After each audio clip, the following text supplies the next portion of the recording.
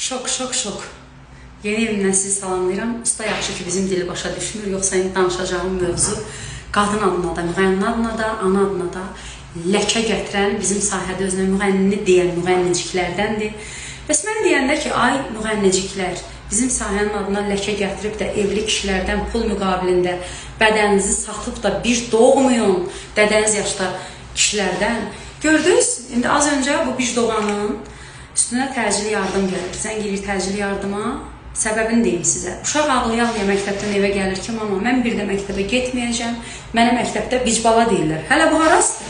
Hələ sənə universitetdə də deyəcəklər, ailə quranda da oğlanın valideyni maraqlananda ki, kimdir deyəcəklər falan kəsin bici. Bic, bəli, sən bicbalasan, bala, yazıq uşağın nə günahı var ki?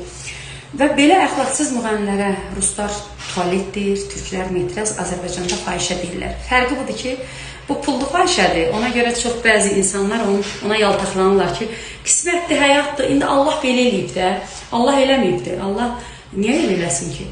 Yəni bu fahişədir, sən bilirsən, sən özün də qəşəng bilirsən, sən pullu fahişəsən, pul qazanan fahişəsən, ona görə sənin yaxın ətrafın heç nə deyə bilmir sənə, çünki hərəsinin ağzına biraz yağ tulluyursan. Və bu fahişələrin də sayı günü-gündən artmağa doğru gedir.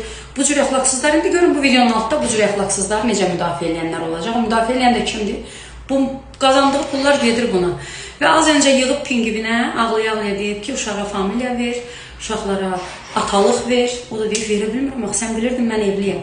Və sən bilmirdin ki, bədənini satanda pul müqabilində dədən yaşda kişiyə, bilmirdin ki, bir gün belə olacaqdır. Bu yaxında da nəslində bir kişi var imiş. Ürəyi yaxdı, öldü, dedi ki, mən bu pazovla yaşaya bilmərəm. Bu nədir? Bu əxlaqsız bizi rüsva eləyib hər yerdə. Gəlir Rusiyada burada əxlaqsızlıq eləyir.